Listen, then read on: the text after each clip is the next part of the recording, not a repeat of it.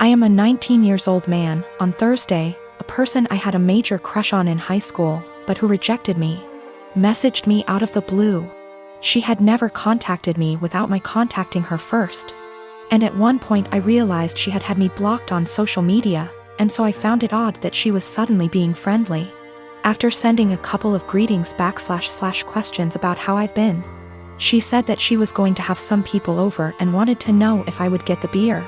The drinking age where we are is 19, and she and the people who were going to chill were all 18. The liquor stores in my area all card. I thought it was silly that my being a month older meant I could buy liquor and they couldn't, and so I said I would love to go. She said, "Thanks, I'll pick you up at 7. 7 o'clock rolled around, and she texted me to say she was in front of my house. I went out dressed and ready to chill with some people, and she drove me to the liquor store. When we got there, I asked what beer she wanted me to get, and she told me to get Budweiser. I hid my disappointment as well as I could, but it was her party, so I went in and bought 2 cases of 24. I got back in the car and said, "Let's party," and she was eerily quiet. I noticed that she wasn't driving towards her neighborhood, but rather back towards mine. I thought she had moved or something, but didn't want to press the issue. When she turned down my street, I finally figured it out. She was being purposefully vague about the invitation because she wanted me to get the beer. But she wanted a way out when she told me I wasn't actually invited in the first place. She stopped in front of my house, leaned over, kissed me on the cheek, and said, "Thanks," in her best voice. I deadpanned her and asked when she was going to tell me I wasn't invited. She feigned surprise and said that she never intended to invite me in the first place. I sat in silence for a long, awkward minute, picked up the beer, and walked towards my front door. She got out of her car and frantically tried to re-invite me to the party. But I told her that what she did was the most humiliating thing that ever happened to me. I opened my front door, slammed it a bit too hard, and came back to my room. My partner and I want to be married, but we don't care much for the idea of having a wedding. We wanted to elope, but my mom has been telling me since I was 16, and had never even had a boyfriend, that she wanted to see me get married and she would basically never forgive me if I eloped. I do like the idea of my family being there to celebrate with us, but I hate the idea of spending money we don't have on this huge party just so that our relationship can change in nothing but name and legal benefits. And for various reasons, it doesn't make sense for us to wait until we can afford a wedding to get married. We wanted to keep it small, preferably under $3,000, which is honestly more than I'd like to spend. But we have to be realistic. We had planned on having it in my in-laws' backyard, but even that was more money and effort than I was willing to put forth. I was stressed and feeling like I was out of options, so one day, I vented to my mom. She seemed really excited about the idea of helping me plan a wedding. It was kind of a red flag when she said, "My mom didn't help me plan my wedding. Let me live vicariously through you." But still, I agreed. She seemed really excited to help me find a venue. I was not excited, because I have not been excited about one single step in the wedding process, and I just want it to be over. About a week later, I found out that this really great park in our city, that my partner loves, does weddings for an extremely small fee. I emailed the event coordinator and found out that the date we want is available. I told my mom, and her reaction was, "So I guess you don't need my help finding a place, then?" And every time I talk about it, she says the same thing. She has always talked about how shitty it is to guilt trip someone, but I feel like that's exactly what she's trying to do. I honestly can't tell whether or not I've done something wrong. Like, I'm not sure if I implied that I would only get married in a place she helped me find. I don't feel like trying to take action on my own wedding is that great of an offense, but I can tell she's upset. I want to make her feel better, but at the same time, I don't want to change our plans again just so that she can feel involved. When my daughter was 14, wife and I decided we would buy a car for her to use on her 16th if she proved herself to be responsible, got good grades, etc. There would be a contract of sorts to ensure we were all on the same page. The stipulations were continuing good grades, good attitude. She could only bring one friend with her somewhere, to begin with.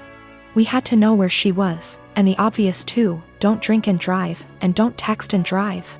We made it clear that we were buying the car, but it was for her to use. We got the car, a 2012 Honda Civic. She has a summer job right now, it's summer break so she's out doing stuff with her friends, etc. In a few months she will be off to college. Everything was going swimmingly. Until someone on that Nextdoor app started posting pictures and videos of bad drivers in the area. And lo and behold, my daughter was posted with her face down as she texted and rolled through a stop sign. Once with her face down in her phone at a stoplight. I was livid. My wife was the one who showed it to me. We found out there were more instances from her Instagram stories, and we decided, no. Wife and I up and sold the car. We didn't lose very much in the process, except of course our daughter completely came unraveled. It's so unfair, I didn't hurt anyone, everyone's doing it, how am I supposed to get to work, what about when I go to college? Well, we said no, it's not unfair, you hurt us by being a shitty, irresponsible driver, no, not everyone's doing it. You can walk, ride your bike, or take the bus, and as for college, you don't need the car to get to and from classes, and again, ride your bike or walk. She tried to play the "how can you send your daughter to college without her safety in mind?" card, and I said, well, now you're concerned about safety? And she just up and screamed. This has everyone in our life up in arms and divided. Her grandparents think we're being over the top and awful, that grounding her would have sufficed. They've threatened that they will buy her a car again if we try to send her to college without one. The car is already sold, so there's no going back. I think what we did was absolutely correct, that actions have consequences and we would be in the wrong to pull back from that. In terms of her going to college? Well, she made that choice. She had a car, it came with certain stipulations, she disobeyed us, and now she pays the price.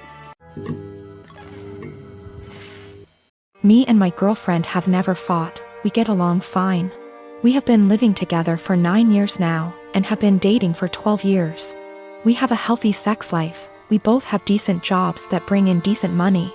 In the past we talked about marriage a lot and would often joke about what our wedding would be like, yes. I know how stupidly lame this sounds, however we always agreed we needed to settle down first. We bought a house about a year and a half ago, and were finally able to settle down. Our work schedules normalized, we were able to remove a huge waste of time from commuting.